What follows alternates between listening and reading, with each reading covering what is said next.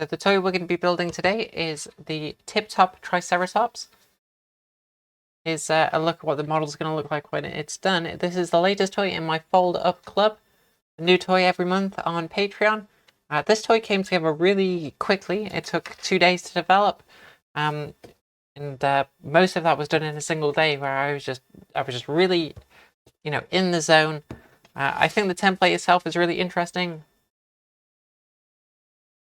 Okay, let's make that check. I'm pogging. Sounds like a slur. I don't know what that means because I'm old. And there's a lot of interesting things that happen as you build this toy, and I look forward to showing you all what those things are. The first thing I'm going to do before I start cutting everything out is use a craft knife to just go over certain areas that need to pop out. I'm wondering if you're interested in making the spaceships from Pikmin. I am interested in that, and in fact, when I was going to design the Ochi toy, it was a toss-up between designing a toy of Ochi or designing one of the Pikmin spaceships, and Ochi won. It is something I'd like to revisit at some point, though. So, like I said, the first thing I'm going to do is just go over these more intricate areas and cut them out. Gosh, why is the white balance on this camera just gone absolute rubbish? Alright, I can fix this when I'm editing, but you're just going to have to deal with it. There's quite a few of these little cutout areas. There's one on the, what would that be, the crest. There's one on the body. There's 3 on the tail section.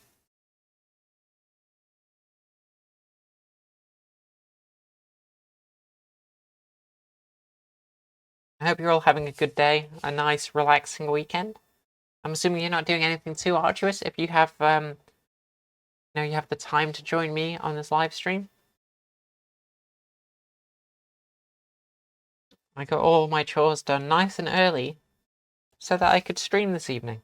I haven't heard pog is used as like a verb as pogging. This is how old and out of touch I am. The only reason I know what poggers is because of that clip of it's Chuck E. Cheese's little rat character, where he looks at the live stream and he goes, poggers. And you can tell the guy puppeting has no idea what that means, and he's worried he's just said a slur. That's my only knowledge of the term.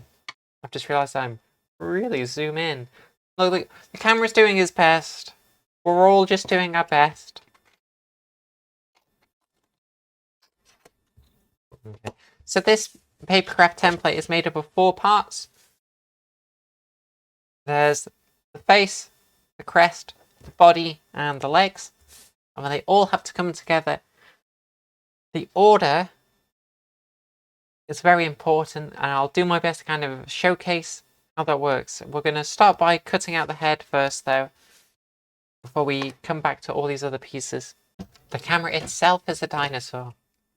I can relate. Before we get started, like on every stream, I'm just going to sharpen my scissors.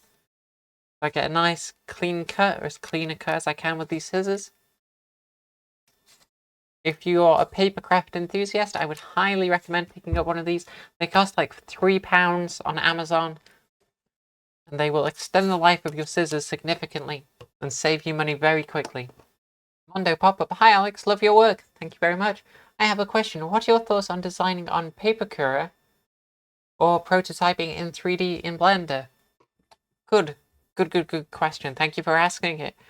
I used to, when I started in my career, I used to be a bit of a snob, and I would kind of look down on 3D software. And I would think, oh, this isn't real paper toy designing. This isn't real paper engineering. But now, with a more grown-up brain, I think it's fine. I've got nothing against it. I think any tools people can use to make paper crafts, if that's the tools they find easy and convenient to use, more power to them. I think it's great. I personally, I've just realised it's not in focus. Okay. I personally don't use 3D software. I do all of the math the old-fashioned way and I use old-fashioned paper engineering techniques. But that's just me. That's what works for me. It might not be what works for you. I know a lot of people struggle with that stuff, and as someone who's spent, 15 years doing this, I still find myself struggling with things occasionally. And I think to myself, if I was using 3D software, I could solve this problem, instantly. I think one of the reasons people look down on papercraft sometimes is because it does so much of the work for you, but it doesn't necessarily do the work well. You plug in a 3D file into papercraft and it unfolds the template for you, but it doesn't have that kind of human intuition of what works when it's being made into a template. What order things should be in, and you end up with things like tabs that you can't get your fingers into the design to glue it together, or really small tabs, or infinitely thin tabs. You can end up with a lot of problems with the design, and I think that's where a lot of the frustration with using papercraft goes and comes from. I know there are times where I've tried to build something, and about halfway through, I can tell this was made using papercraft, and it's because there's like a million tiny tabs where it could be simplified, or there's a really complicated shape that you can't quite get to. It's just not always very well optimized. But I think so many of those problems could just be solved by taking the time after the 3D software's done some of the heavy lifting to go back in and think, do I need this tab? Does this need to go here? Is there a better way of solving this problem? I think if it works for you, more power to you. If anything, I need to learn how to use Blender, because sometimes with client work, it would just be easier for me to use 3D software to solve some of these problems. I keep meaning to put the time aside to learn these skills, and I just haven't yet. That said, it can be a bit of a fun party trick, and kind of a bragging right to say, I designed this without any 3D software. But that's more of a marketing thing. I know I used to put a lot of time and effort into marketing myself, and I would make a big point of saying, I don't use 3D software. I guess if I was to do that now, I could also be like, I don't use AI. Because figuring these shapes out in your head or using maths, it's still impressive. Here is the face of the Triceratops. Although you'll notice that I was just scoring along the fold lines, and that's why I get these really crisp, clean folds. To score, you just go over lightly with a craft knife, or you can use other tools like a bone folder or an empty ballpoint pen. And that's how I get my folds to be exactly where I want them to be and not crease the page.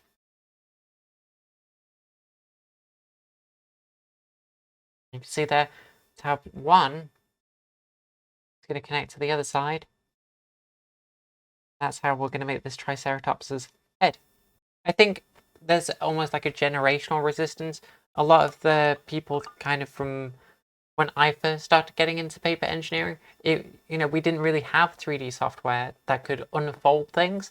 I remember there's this really old video from like 2012 of this 3D software unfolding a box, and it blew everyone's mind because before that we were just doing it the old-fashioned way.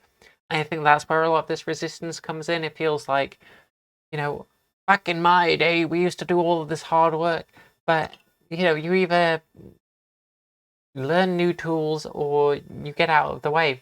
And ultimately, if you don't look at these tools as doing the work for you, but instead another thing you can use when you get stuck, or another arrow in to fire, rather than a replacement of the skills you already have, I think you're going to have a better time with everything. Sorry if parts of this aren't in focus. There's a lot of moving parts to keep track of when I stream these.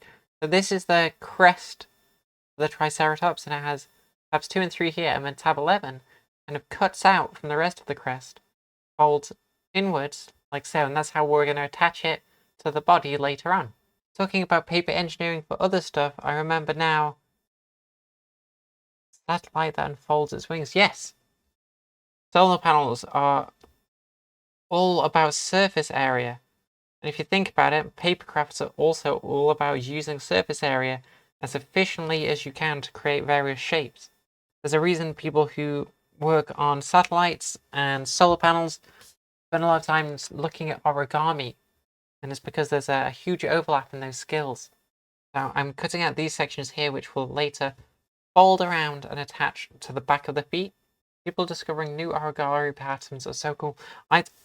Look, I love paper engineering. I stare at it all day, every day. And even now, when I see some stuff people make with origami, I can't wrap my head around it. It's like a whole other level of this hobby.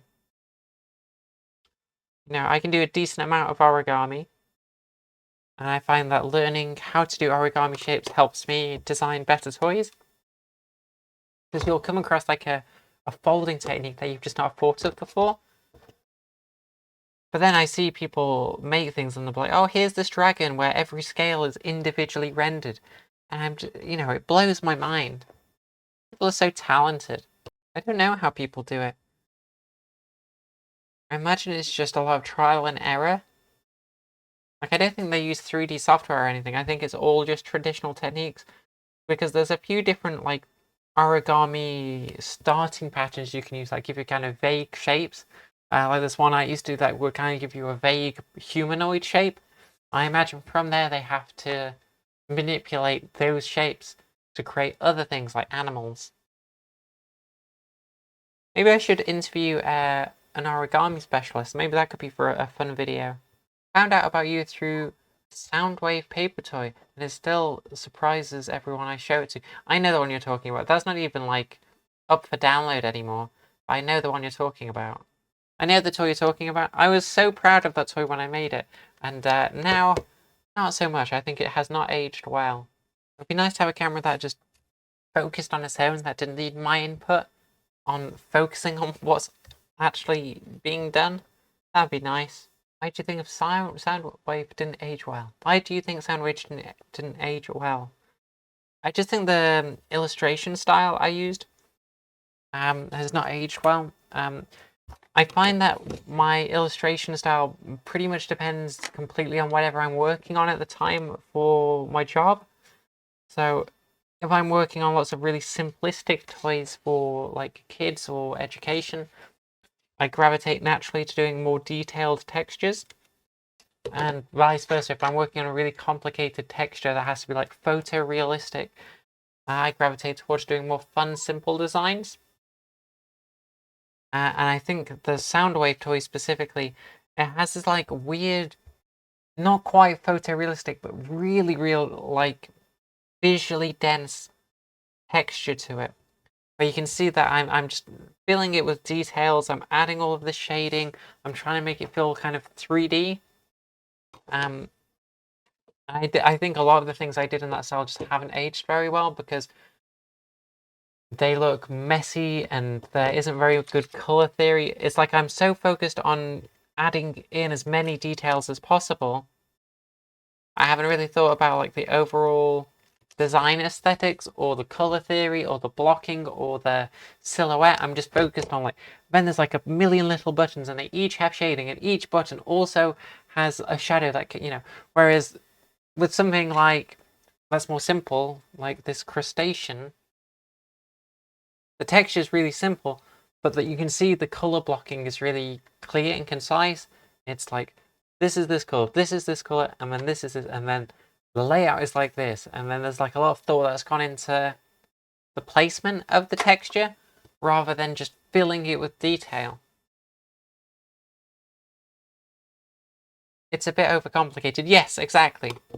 I think the transformation's overcomplicated. I think the shape work is overcomplicated. I think texture, everything about it, it could have been done better if it was more distilled. It's like a sheer quantity over quality. And I feel like the longer I spend designing toys, the more I realize that I could just be, I need to kind of, less is more. Having like one really good idea and executing that one idea really well is a lot better than trying to do like 4 different things with one template. I have been working on another Transformer toy of Optimus Prime that transforms in a single step. But I've been working on that for ages, and I just need to find the time to finish it.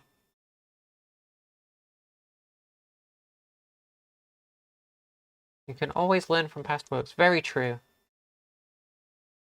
Even the toys I dislike, like the Elephant Mario toy, you still learn something from it. Have your non-transforming Optimus. Maybe he'll get a friend. Maybe. That's another good example of how what I was working on was the opposite of what I ended up designing. So the Optimus Prime toy has like this quite kind of slick mathematical vector art to it. You can tell it's about very clean lines, thick and bulky, and these very solid color choices, which was in stark contrast to the stuff I was designing at work, which was kind of more rough, squashy children's content. Right, now I'm going to score all the lines on the body. Well, this is the leg section. And you'll notice these leg sections here, there's lots of folds that kind of intersect with each other.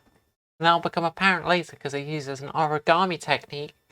But it basically means we get to build these 3D legs with very few tabs, which is always a bonus. Have you tried cutting machines to speed up your prototyping? I have. And you can't quite see it, but in the background I have a cutting machine. I have like a really fancy special cutting machine, and I never use it. Because you have to calibrate it. You've got to do all this nonsense to set it up. And it ends up just being quicker for me to do it by hand. And every month I say to myself, oh, I should set up the cutting machine, you know, that way I can leave it to cut things out whilst I'm at work. But you can't even really do that because, you know, if a piece of paper folds up or a piece of card doesn't cut properly, it'll mangle it, it will destroy it. So you can't really leave it unattended either. I think there are work instances where it would be beneficial to have the cutting machine working, and that's more when I need lots of something, like if someone needs like 50 of something for an event, then using the cutting machine would make sense. But I think for kind of day-to-day prototyping, it's just not useful. I mean, I'd love there to be a cutting machine that worked so well, I could just, you know, stick whatever I'm working on it and not think about it. But so far, I don't really use it. I've had it for a few years now, and it's just not really become part of my workflow in any way. And I also think that, similar to the discussion we just had about 3D software, if you're using a cutter to cut out your toys, you can forget that you're primarily designing them for people to build, and you have to keep that in mind. So you have to minimize the amount of cuts. You have to think about how is a pair of scissors going to go over this line. You're going to have to think about, is this really tedious and boring to build? Because you want it to be a fun experience. And if you've got a cutting machine that can do all these, you know, perfect curves and intricate details and take on all this monotonous work, you're kind of just going to forget about those design criteria. Whereas if you're building it by hand, every time you build it, you're kind of mentally making a note of, oh, this part was a bit boring to build. Oh, this was a bit awkward. Oh, this could be simplified in a way that I just don't think you're going to do with a cutting machine.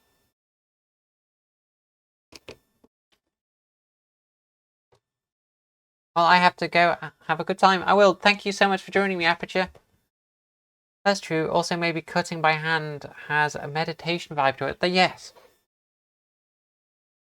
I get a lot of emails from people saying that they find building my toys this kind of calming experience, and that's great. I love that. If anything, I've been leaning into it more recently. I want my toys to be a little escape from the world. And it might make sense for me personally, because I'm doing it professionally to have a machine cut things out. But I can't imagine like the average person is going to be using one. Right, so these are the legs. I'm going to now fold them. And as I'm folding them, I'm going to zoom in on the legs because they're very particular. You can say it's a kind of playtesting. Yes, that's a perfect analogy, Egg. When you build a toy or a prototype, you're playtesting the experience. So these legs, you use an origami technique that basically give us more complicated shapes with very few tabs. So this whole leg structure is going to be held together with a single tab, and this tab over here is kind of an extra that I chose to put on, but it's not necessary. So the way I'm going to fold it is both forward and backwards, like so. And then as I start to fold these pieces, I'm going to just take my time, fold across this zigzag, like so. And you can see as I'm folding it, this leg kind of starts to form naturally as it gets pulled in. I've just realised I've not scored this line here. So it goes from being flat like that, then with a bit of a squeeze, it becomes three-dimensional. And so we get a 1, 2, 3, 4, 5, 6, 7, 8, 9, a 9-faced leg. Quite a complex shape, really, for the cost of a single tab. It goes like that.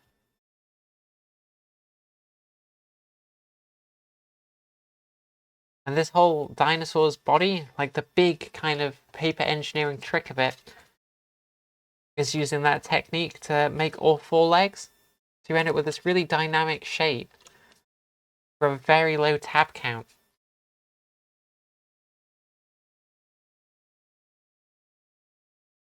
Similarly, the front legs work in the same way, but they only have 1 joint. So I'm going to just take my time as I fold it inwards. It will naturally start to curve forwards, like that.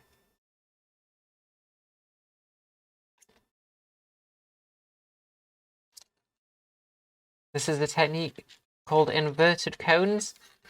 It's, I would say, one of like the most recognizable paper engineering techniques that I use on my toys. It's kind of become a staple of folded toys designs. And that's because I love cheap techniques that reduce the number of tabs and give the illusion of complexity. I'm going to do it again on this back leg. So I fold things one way, I fold them the other way, and then slowly curve everything inwards along the zigzag, and the leg forms itself.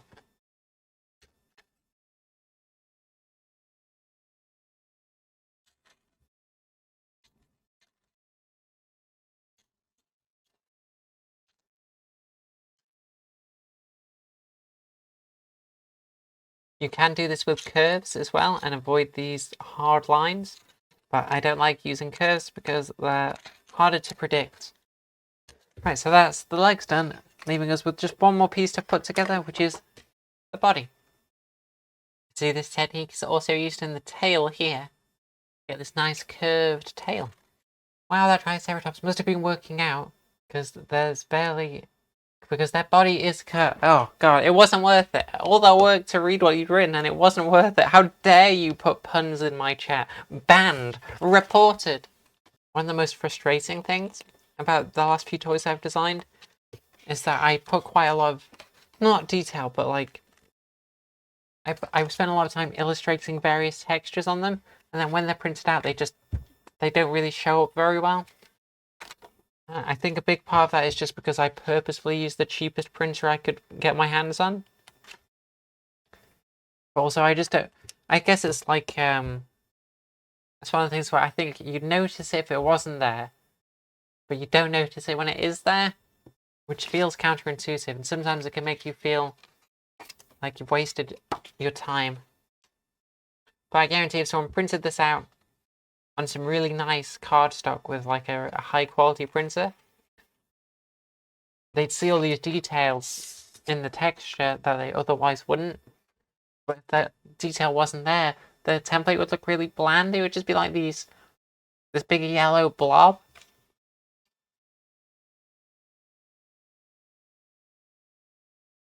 after I've built this toy, I need to film like an intro and outro.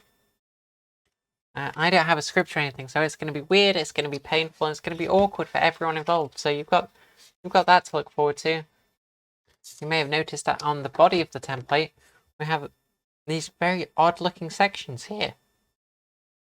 Ooh, have a think about why they might look like that. Because that's the part I'm most proud of this template, is how the body and the legs meet.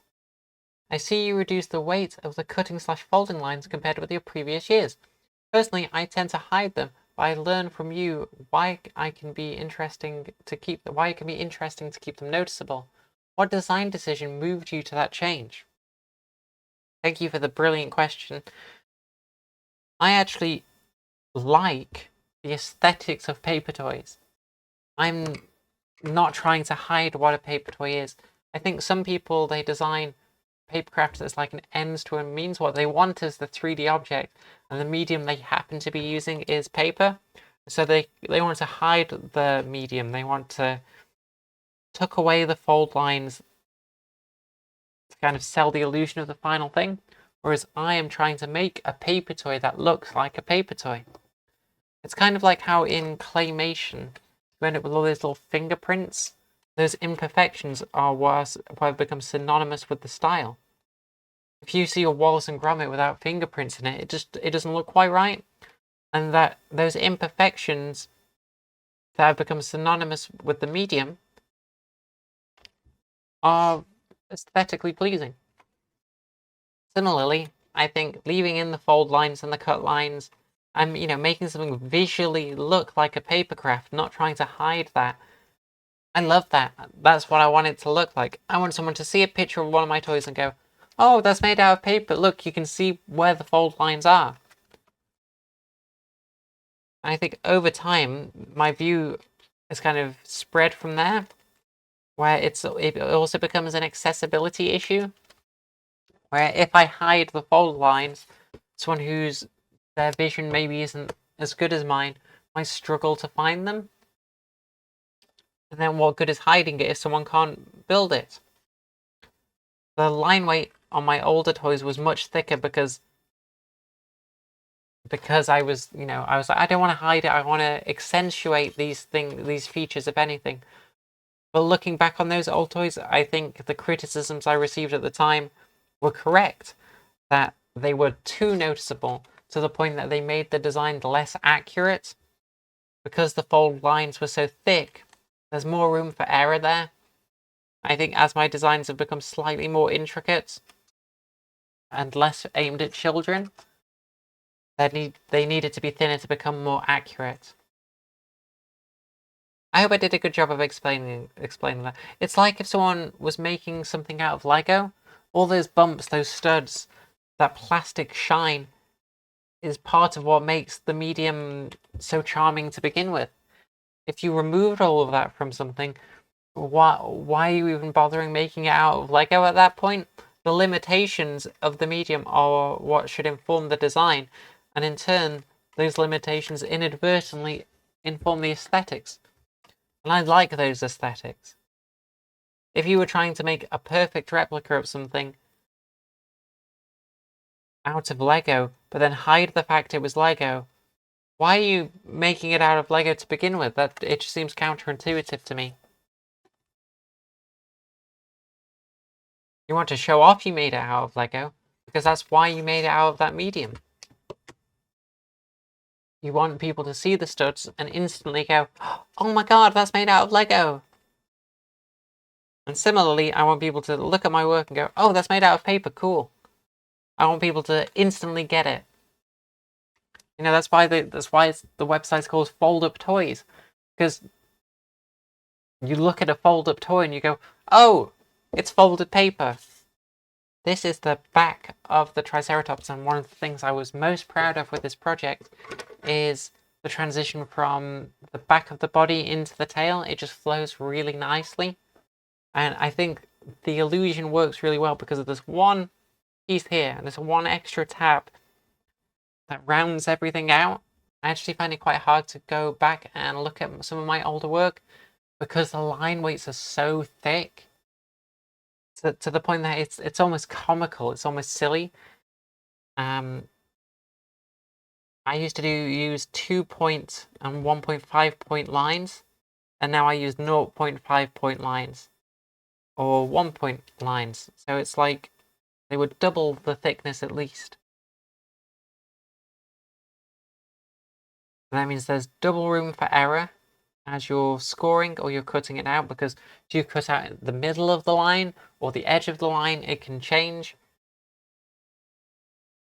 And a lot, if something's designed well, that room for error shouldn't really make that much difference. But as things get more complicated and you're dealing with a more adult audience, people want the specifics, they want the accuracy.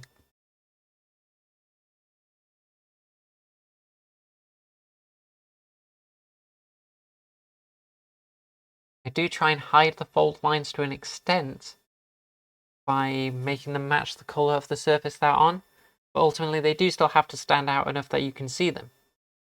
I had no idea that papercraft was a sport, but Alex must be good because they just keep scoring. Oh, get out of here with these puns. I'm calling the pun police. Now that everything's been scored, I could start folding it. And this is the last piece I need to fold together. You'll notice that as I fold these side pieces down, ooh, a tab suddenly appears.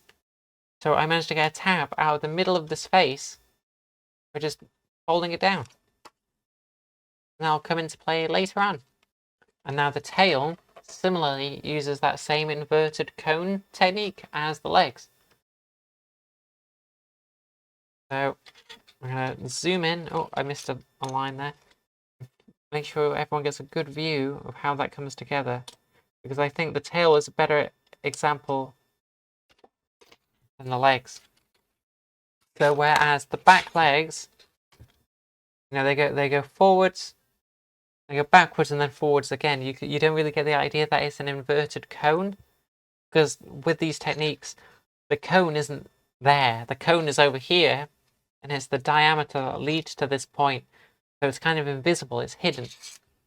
But with this tail, you can see it a bit better. You can see this is the diameter of the fold, and all of these fold lines here on the tail, they're all heading towards one central point, which is, maybe where the tip of this blade is. They're all heading to the same point. And so when I start folding this, I'm going to fold the tail one way, then I'm going to fold the tail the other way. And then when I start folding along the central plane here, you'll notice that this middle point all can get sucked in at about the same rate across the tail. So as I fold, you can see this diameter starts pulling in, like so, and makes the tail curve even more. So it goes from being like this to being like this. And again, this is, a reasonably complex set shape. It's 6 faces that curve in one direction, but it didn't cost anything. We have to glue these tabs in anyway, even if there wasn't a tail. So it's not cost any cuts. It's not cost any tabs. It's just cost a couple scores, and scores are basically free in terms of paper engineering. And then later, when this all gets glued in place, the tail stays there. So if you can imagine these fold lines continue, it would make a cone where if it's flipped this way, the cone is kind of, the top of the cone is up here. And then we've basically pushed that cone inside out, like so. And that's why it's called the inverted cone technique. And that's why these fold lines are all aligned. And we don't have to worry about tabs, because all of these faces are always going to line up. I hope that makes sense. I know that's quite a lot to take in. If I had a diagram, you'd get it, but I don't have a diagram. Right, let's start gluing everything together. This tail reminds me of your magma salamander. Correct, same technique, the exact same technique.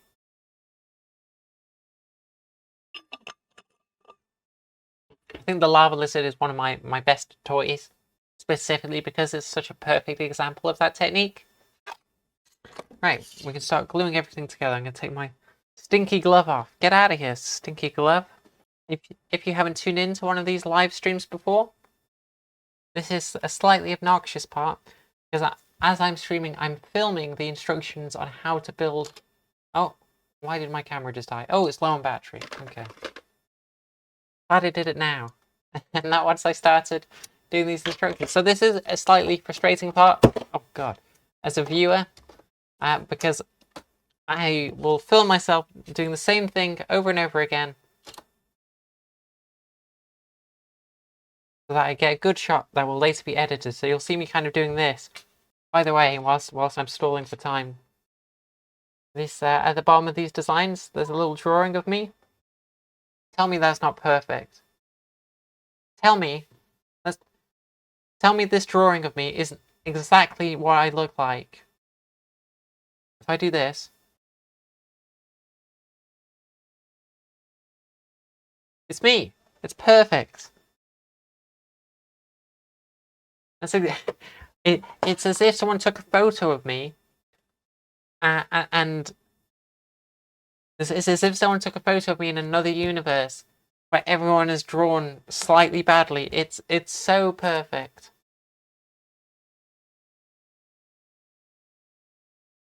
Have you developed any ambidexterity in the course of your work? Or have you been sticking only to your dominant hand? I bet I'm not ambidextrous at all. I'm going to read that question out again because I did such a bad job pronouncing it. Have you developed any ambidexterity in the course of your work, or have you been strictly only you sticking to your dominant hand? That wasn't much better, was it? I don't have any ambidexterity. Goodness me, I don't have any ambidexterity. In fact, I can barely use my dominant hand. My hands, they betray me.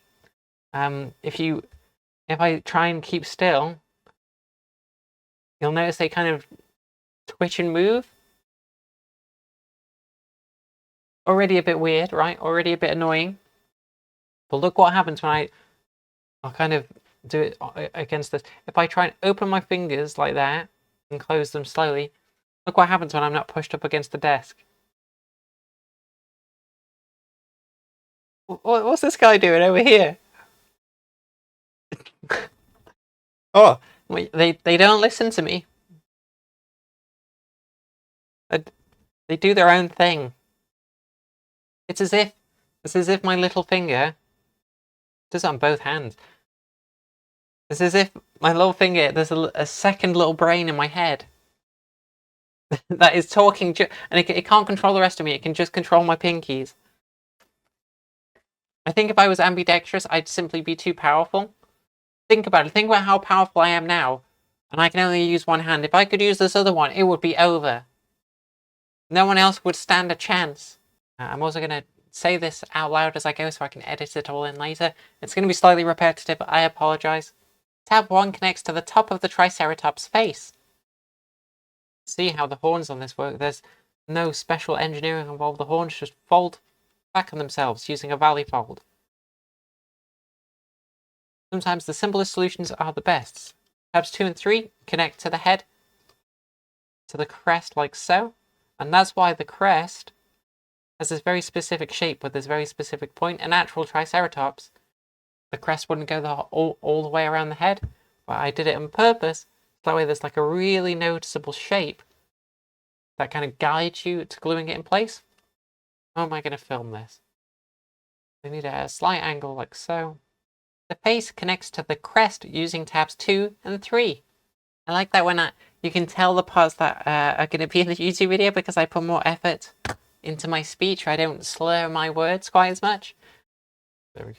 You can see here, this tab has a point on it, which lets the builder kind of clues them into where it has to go and how they can line it up perfectly. If this was just like a round tab that glued to the surface, you wouldn't be able to touch the edges and kind of line things up more naturally.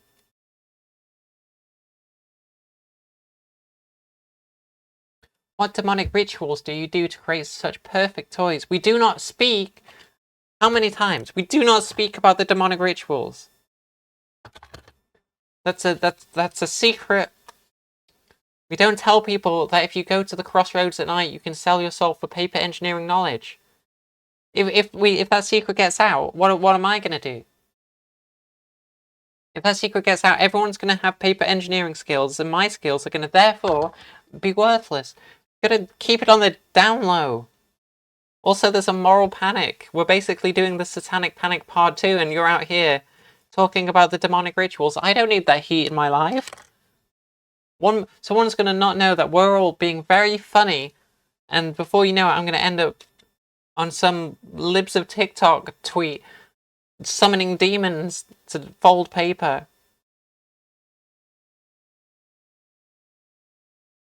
But to answer your question, I use a pint of goat's blood, and I mix it with a pint of milk, and then I drink the blood milk, and that's what gives me the skills I have today. There was no hard work, there was no learning. It was mostly the blood.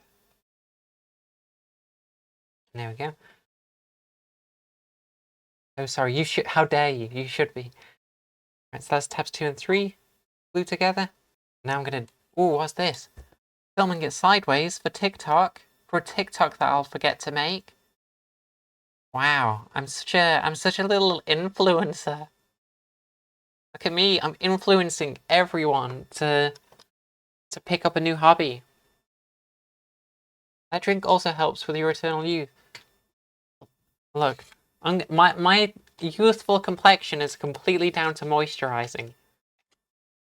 I still get asked for my student ID, and it's all because I moisturize. Okay, so that's tab 4 is on the body. Tab 4.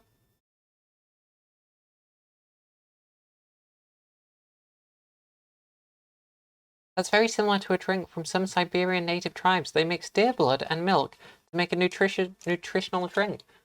I guess that would be nutritional, wouldn't it? I mean, I personally probably wouldn't try it. Then again, I like black pudding, so maybe I would try it. Black pudding is basically just like it's like cooked blood, I think. And I like that. So look at me being all screamish. I couldn't possibly drink the blood milk. Whilst I'm like, oh yeah, some cooked blood.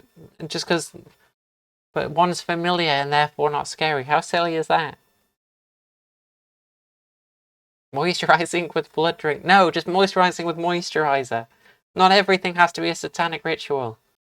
Tab 5 creates the bottom of the neck. Actually use fresh blood instead of glue to make papercraft. I mean, you joke, but if you did that, it would be disgusting. It would be gross.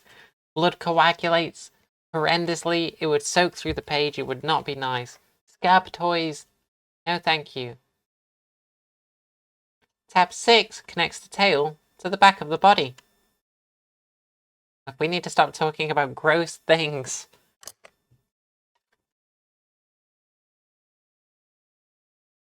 I want this to be a friendly, relaxing place where people can escape their fears and their anxieties.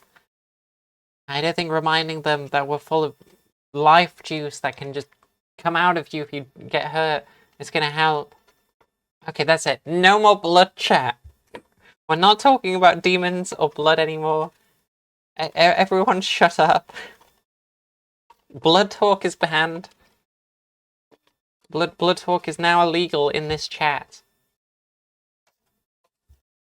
This is a safe place away from body horror.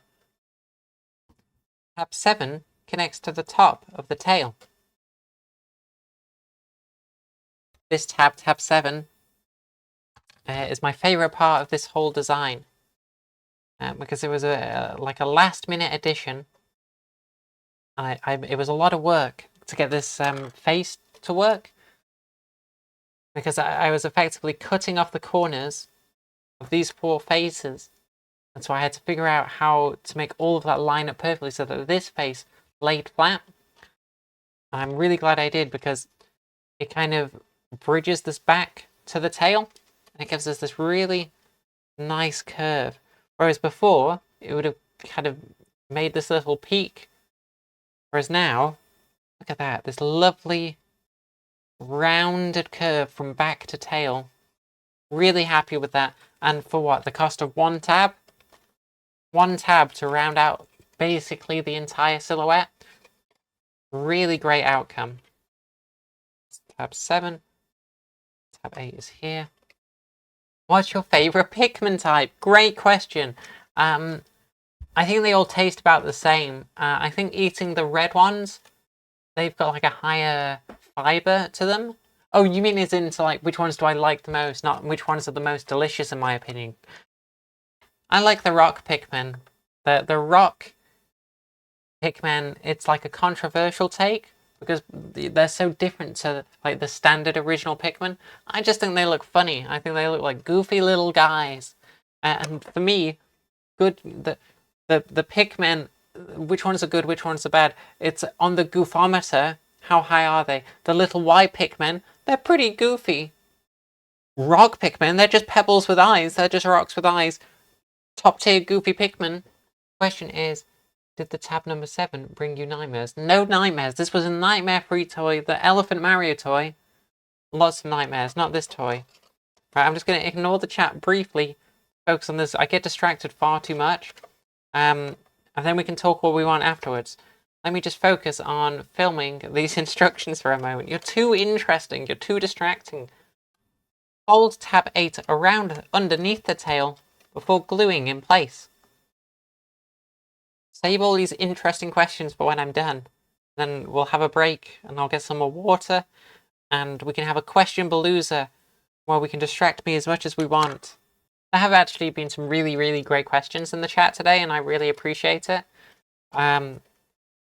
Sometimes there's like, it can be really awkward live streaming because you're struggling to kind of find topics to bounce off of. So when people ask me questions about paper engineering, especially like someone who's familiar with my past work, it's really, really great. And I really, really appreciate it.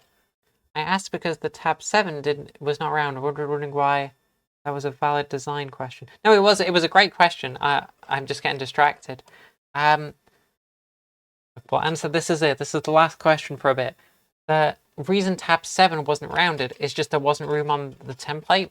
I tend to round things out if it's kind of off to the edge, but when it's either surrounded by material like here, sorry, it's not on screen, like here, someone's going to be cutting out with a craft knife, so straight lines make more sense. And with tab 7, there just wasn't that much room. So if I was to round it out, I'd be losing out on a lot of material that could make up the tab. And so I figured it made more sense to make the tab as big as it could be. Like that tab 7 is quite small, and that's still the largest it could possibly be. Sometimes having more material is better than having an aesthetic tab. Thank you for the question. It's a great question. Right. Tabs 9 and 10. How are we going to film this? Tabs 9 and 10 connect the back of the body to the front of the body, and they leave these little holes just above them. Now you can see where this template's getting more unusual. And the fact these tabs have come down, and when they've left this very odd little kind of eye-shaped gap. And we have another gap over here. Make this camera a bit smaller. You see there's a lot of holes appearing, which is unusual.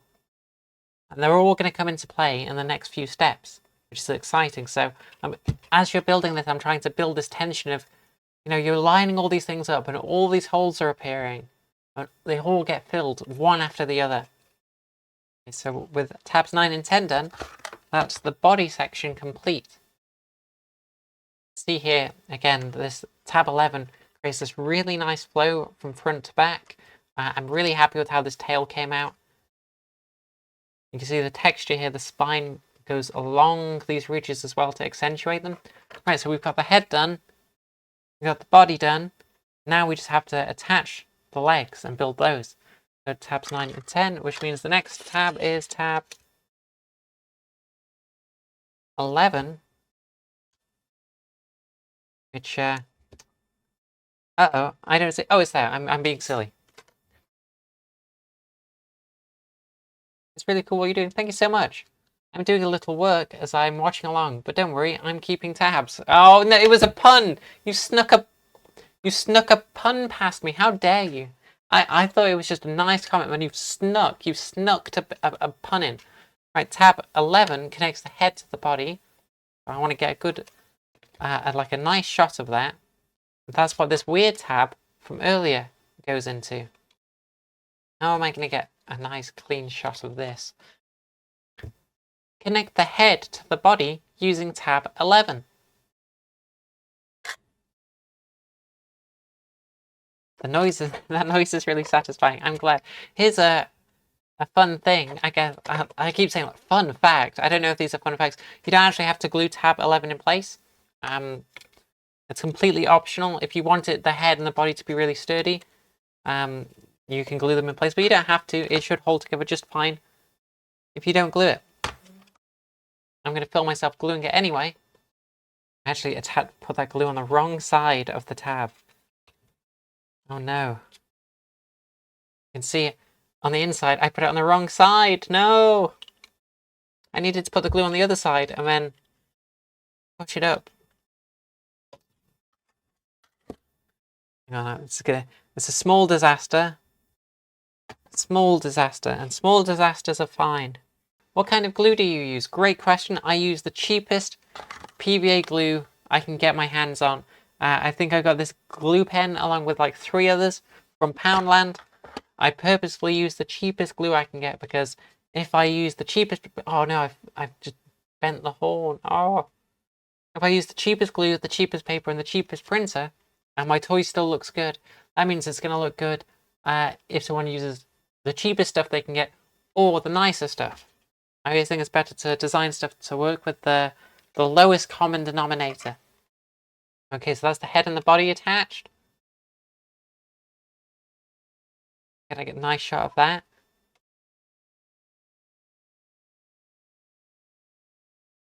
I just discovered your channel. When it comes to papercraft, I'm pretty talentless.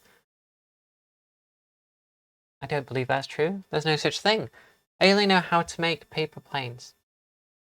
Talent is an illusion. Talent is just the accumulation of doing a thing a lot. Like, am I talented at this, or have I just been doing it a long time? The first step in becoming talented at anything is not being great at it until you get good at it. You're not talentless, you're just inexperienced. I don't think those two things are the same. I think if you dedicated some time to putting together papercrafts, and then put more and more time into it, you'd get good. You'd get better. So now we're on to tab 12, which is here. Not in focus, sorry about that. Have I been commentating over this? I can't even remember. I'm losing it. Right. Tab 12 connects the top of the leg to the inside thigh. You're like the master Uguay of paper toys.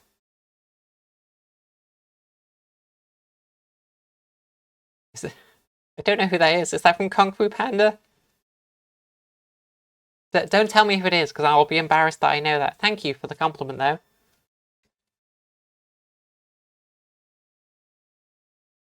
Yeah, let's glue tab 12 in place. You can feel I'm running low on energy, so I'm gonna rush to get this done because I keep getting distracted. And that's tab 12. 13 is over here on the bottom of the leg. I didn't need to add this tab. The leg was structurally sound, but I wanted to add some texture to the inside. So that way I could film it from lower angles and the leg wouldn't look as hollow. So tab 13. Fold tab 13 around the bottom of the foot before gluing in place. You'll notice the heel of the dinosaur, this piece, extends out. Why did I do that, considering it makes it slightly more awkward to cut out? Well, so that this tab rests against it. If that wasn't there, this tab could slide backwards and forwards, and then it might not line up perfectly, but having this little nub of the leg come out, it kind of forces you, as you're building it, it kind of pushes up against it, it can't go any further, and then it locks it in place. It reduces one of the axes of motion. which is what you're after. My favorite dinosaur is a plesiosaur. I know it's not a dinosaur, but who cares? So true. So true. And my niece, I was talking about dinosaurs with her, and I was like, oh, what about this pterodactyl? And she was like, that's not a dinosaur, technically, and schooled me on it. And I was like, how dare you? Just let me be wrong. I'm not offending the dinosaur. I'm not offending the pterosaur, am I? Let me have this. There's nothing worse than when a child corrects you. And as an adult, that's fine. You can play it off because you can be like, oh really, that's interesting, and do like a little smug thing. And all the other adults in the room are like, oh, isn't it nice? Isn't it nice Alex is you know, letting this child think that they're telling them something they don't know. Isn't it so sweet that Alex is playing dumb for the benefit of this child so that they can learn and feel empowered? No, I'm actually just dumb. I'm just actually not big brain. The child was right and I was wrong. But they'll never know that. I'll give them the knowing look. At the other adults in the room. They don't need to know the child was right and I was wrong. Tab 14 builds the front right leg. Tab 14 comes together to build the front right leg, the front right shoulder. I'm going to glue this tab together and then I'm going to go and have a bathroom break. If anyone turns up in the chat, it's your responsibility to let them know I'm having a bathroom break and I will be back soon. Oh my god, this Triceratops is so cute in the thumbnail. I'm going to lurk whilst I wind down for sleep. Oh, Damien, just for you. Just for you, Damien. Here's one I made earlier. I'm gonna channel my inner art attack. Here's one I made earlier. Oh, it's adorable. It's a cutie pie. Right, I am gonna go to the bathroom. I almost caught myself then. I almost caught myself going, I'll only be this long, and then describe the bowel movement. Bad move. I narrowly avoided it. I was very close. I'm gonna go to the bathroom. I will be right back. What can I put on the screen to keep you entertained whilst I'm gone? Here's a crab.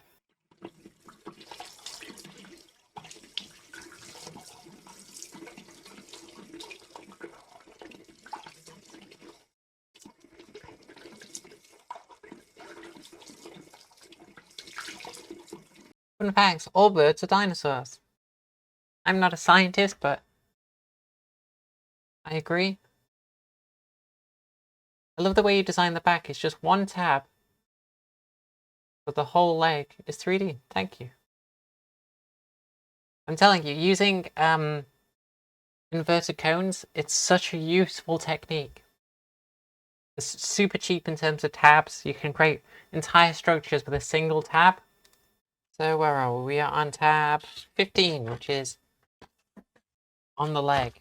Thinking back on all of your wonderful creations, I think one of my favourites is your Sam and BB from Death Stranding. Thank you. I'm really happy with how those came out. I don't know if they've aged particularly well, but I think they were a great example of the colour limited style that I was using at the time. I think they really benefited from that. I just think that the paper engineering is a bit clumsy and a little too intricate. Some of those tabs are far too small, in my opinion. Tab 15 creates the top of the left back leg. The guy who made Death Stranding retweeted someone who built that toy. And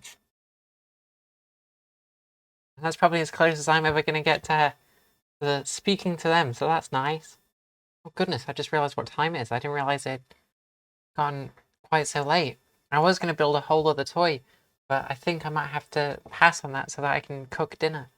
Tab 16 creates the foot. This is going to be a pain to film because I just don't have enough fingers. Hideo Kojima retweeted your work. That's amazing. He's such a creative fellow. He certainly is a creative fellow. If I was to describe him in 2 words, those are the 2 words I would describe him as. I don't know if I'd be like, he's a genius. He's a mastermind. But he's certainly, undoubtedly, a creative fellow. I actually thought Death Stranding was pretty cool. I don't think it lived up to its full potential, I'll be honest. I mean, It's safe to assume I thought it was cool because I designed those toys of it. If I thought it sucked, I wouldn't have done that, would I? Wow, I just realized how the legs are going to connect. It's marvelous. Oh, it's so cool. Just wait. There's a reason I saved it all for the end in the template, because it was such a cool maneuver. Hold tab 16 around the bottom of the foot, and then glue in place. I view the building of a papercraft as a theatrical process, like a movie, where there's twists, there's turns, there's builds up and releases of tension. It's a theatrical event. It's not just a means to an end. And so when there's something exciting, like the way the legs attach to the body, I try and save as much of it to the end as I can. So it's this build up to the big finale. Am I overthinking things? Yes. Has that served me well in the past? Questionable. I did have an entire video on this channel talking about papercraft building as a theatrical event, where I really got into the nitty-gritty of it. But I deleted it because I don't think it aged very well. I look very different now to how I looked then, in ways that I find jarring. I should remake that video because it was a really good video. I feel like it's a topic that literally no one else has talked about. Tab 17 creates the top of the right front leg. Or is this the left front leg? Tab 17 creates the left front leg. The lava lizard is the best example of this theatre. It's a good example of it for sure, because the lava lizard design, again, it saves everything for the last few tabs. You've got this really unruly mess of a thing, and then those last 3 tabs, everything suddenly straightens out, and there's this like, oh moment. There's this, oh, it's a leg, it's an arm, it's a this, it's a that. It's like a twist in the 3rd act. Suddenly, you've been reading this detective novel for 3 hours, and all of a sudden, you've seen all the parts of the murder mystery, and suddenly, the last chapter of the book, you can see where all of these pieces are going to go, and it's this like cathartic moment, and that's what I'm aiming for. I think this toy is a good example of that. Not as good as the lava lizard or the ghost. I never recall what the toy's name is. The ghost mech, but this is a good example. How am I going to film it? Because here we are. We're at the last section. We've got the legs, we've got the body, and now it's time to attach the two together. Connect the legs to the body using tab 18. Connect the legs to the body using tab 18. So you notice there how everything starts tucking in. We've got all these white pieces, and they all need to be hidden before the toy is finished. Right, so tab 18. So now everything's connected in one big confusing lump. We've got the body, we've got the legs, and then you can see where this is going to go now. Tabs 20, we're going to slit into this little hole. And then tabs 22, it's going to glue down. We're going to do that on both sides. So the first one is tab 19, which has this little gap we made earlier. Let's get a good shot of this. Slot tab 19 into the hole made earlier. How can I rephrase that? Slot tab 19 into the hole marked 19 as shown. There we go. So that's what that weird hole we made earlier was for. And what's this? There's this weird little nub, which is what closes off the hole and makes sure everything lines up properly. That's tab 19. Now we fold it around and do the same with tab 20.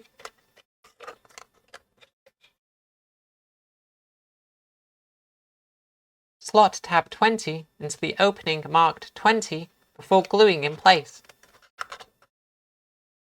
Now we're on to the last 2 tabs, and it's pretty clear where they're going to go.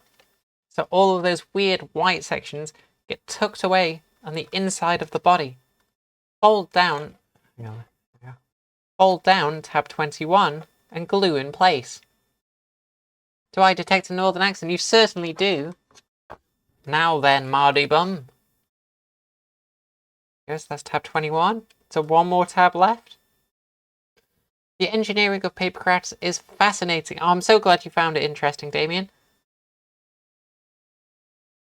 I try and make what I think can be quite a dry topic interesting, and I think a large part of that is just trying to explain why I'm excited about it. Here we are. Fold down tab 22 for gluing in place. There we go, and then we'll glue this in and we're done. I was going to build another toy, but I don't have time. I'm going to film an intro and an outro and have some tasty dinner. And there we have it. We have one tip-top Triceratops.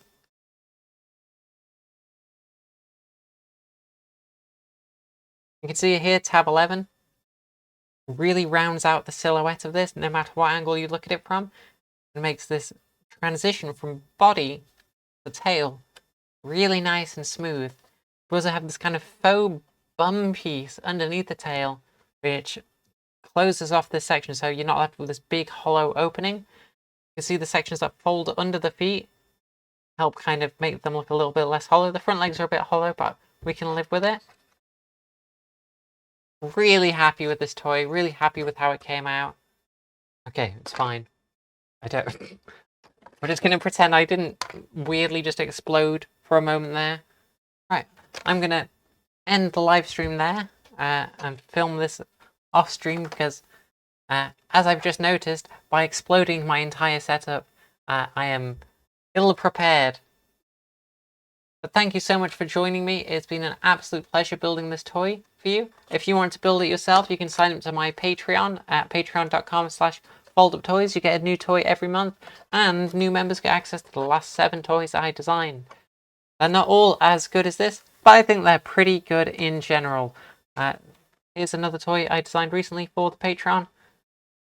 Very fun. Thank you all so much for joining me. It's always so much fun streaming, and thank you for all of the brilliant questions. I'm going to have a nice plate of pasta and have a lovely evening.